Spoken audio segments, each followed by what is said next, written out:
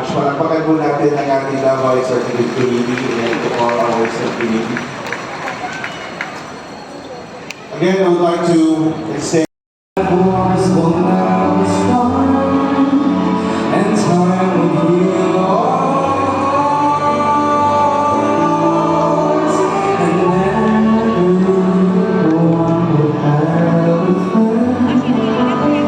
That right will always win, and love will never end.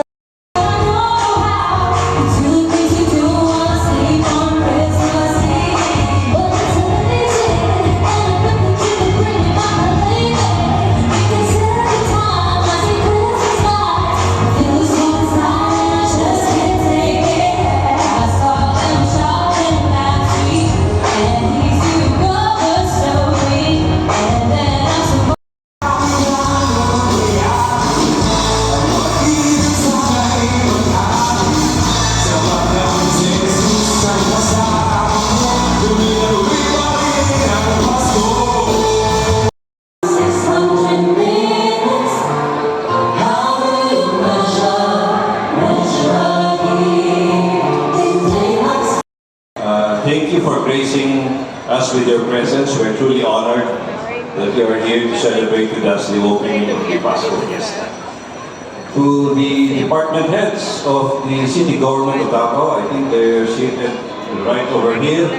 May I just say my congratulations to a job well done for 2024. Palakpakan po natin sila.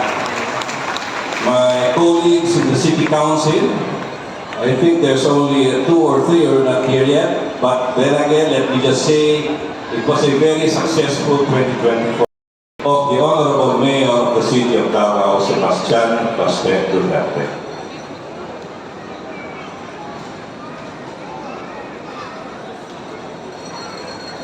Maayong gabi kaninyong tanan.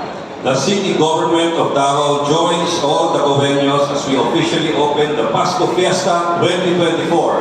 Tonight, allow yourselves to be transported to the enchanted woodland, a whimsical forest in the heart of the city, brimming with the magic and wonder of the Christmas season that inspire wonder, joy, and togetherness.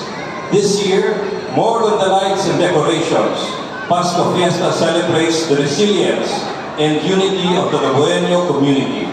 Together, we have faced uncertainties, weathered challenges, and emerged stronger than ever. Let the spirit of the holiday season remind us that in the face of adversity, we can always rely on the determination and resilience that define us as people of Davao City. Ginahawag nako ang tanan sa aktibong pag-apil sa mga kadayang kalingawan nga giandam alang kaninyo ug iselebrar ang Pasko nga puno sa katasig, paglawom ug gugma.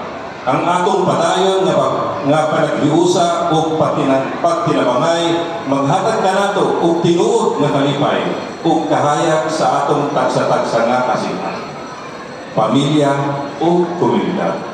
As we light up this Christmas tree tonight, may it inspire us to illuminate our lives and the lives of others. That even in the darkest times, light will always guide us to better days ahead.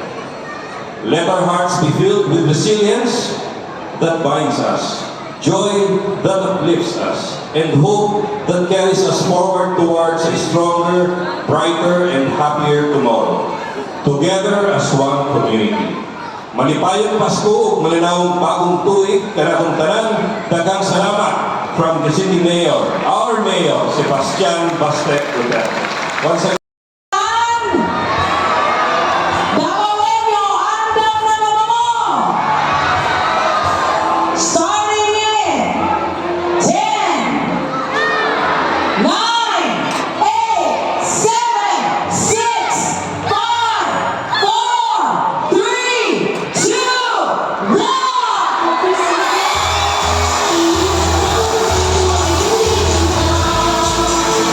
Maligayang Pasko!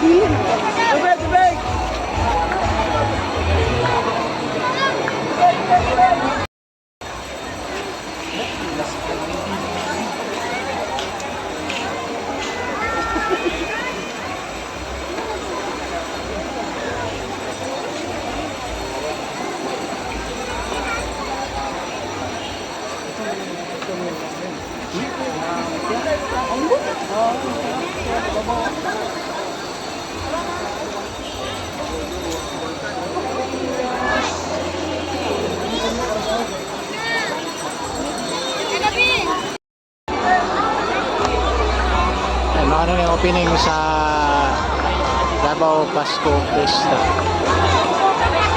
Ano yung Christmas tree?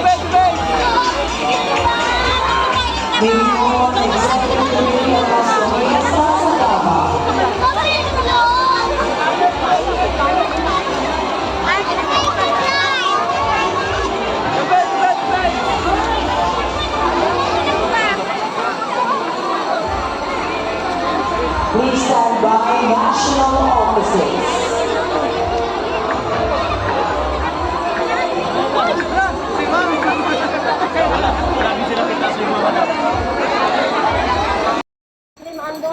Oh, guys, cream ice cream, ining kapo. Tapos tayo ngayon dito sa Pasko Fiesta. Pag-open dito sa Davao City.